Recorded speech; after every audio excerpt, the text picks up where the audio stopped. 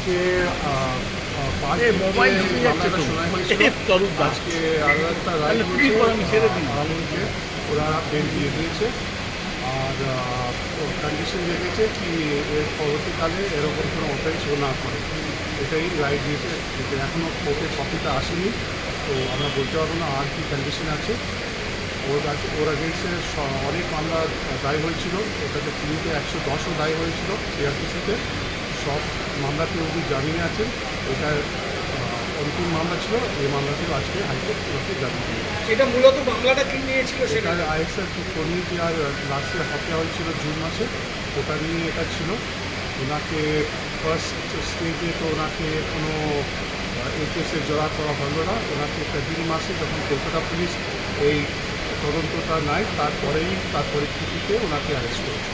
কী কী শর্ত দেওয়া হয়েছে, জামিন যে দেওয়া হয়েছে, আমি বেল? এখনো বলতে পারবো না, কেন এখনো সেভার কপি আছে। Thank you. Thank you.